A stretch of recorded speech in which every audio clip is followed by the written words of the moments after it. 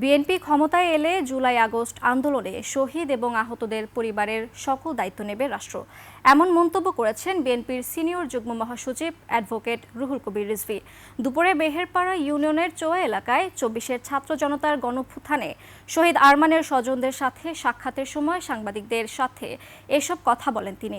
এ সময় তিনি আরও বলেন, আজকে যারা জুলাই আন্দোলনের সুফল পাচ্ছেন, যারা উপদেষ্টা সহ বড় বড় পদে আছেন, এমনকি রাজনৈতিক দল গড়ে তুলেছেন, তাদের শহীদ পরিবারের এখন যে কোনো ব্র্যান্ডের পুরাতন এসি বদলে নতুন ওয়ালটন এসিতে উপভোগ করুন 25% ছাড়।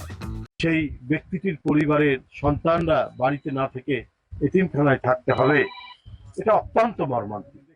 আজকে আমরা বলবো, যারা এই আন্দোলনের সুফল পাচ্ছেন, যারা উপদেষ্টা হয়েছেন, বড় বড় পদ পাচ্ছেন, রাজনৈতিক দল গড়ে তুলছেন, তারা তো এই বিষয়গুলি আরো খবর নেওয়া উচিত। বিএনপি যদি ক্ষমতায় আসে, প্রতিটি শহীদ এবং যারা আহত হয়েছেন প্রত্যেকটি দায়িত্ব তখন রাষ্ট্র দায়িত্ব পালন করবে।